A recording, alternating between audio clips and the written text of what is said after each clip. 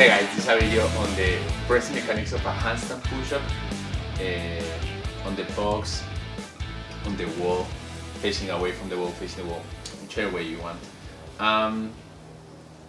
So prerequisite for this is the tripod position. I'm assuming you know what we're talking there. Let me start with a pike push-up, and then like what I say here will apply to anything. I'll show you how it would look on a tuck handstand push-up facing the wall. But yeah, so the first thing is I would like you to think about the pressing out, like as a squat. Probably because in the squat you have very good awareness, right? Like we're standing on our feet all day, and so if you're paying attention to your squat, pressing out of the handstand push is gonna make a lot more sense. The only difference here from the squat and the handstand push-up is that if you look at the joint, the knees go forward, and so you have to rotate externally, and you have to rotate outwards, and in this case the elbow goes behind you, and so you have to rotate the elbow in, which is still an external rotation, right? But the elbow is rotating inwards. That's the first thing. And it's exactly for the same reasons as in the squat. When I do this, I create a lot of torque. Like if I'm keeping the hand here and I rotate this way, you'll see that all these muscles is super tense.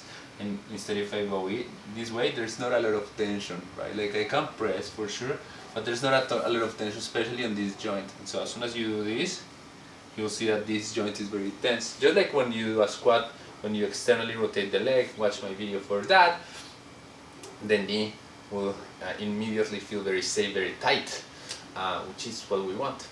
So that is the first thing, right? Like we're gonna be rotating the arm. The second thing is your hand is your foot, right? And so there's a lot of difference between your foot and your hand, right? Like among that your toes are very tiny and your hands are very big, and your fingers are very big in comparison. However, one of the things we want is that if you look at the hand and the fact that I'm going over, right?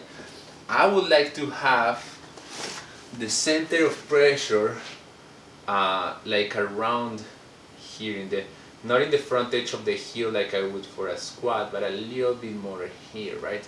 So and I would want you to try to grab the floor. If you think about grabbing the floor, you will see that these muscles on the whole forearm are engaging, and so just like in the squat, you want to have 3 points of contact. Here you want to be able to grab the floor a little bit, right?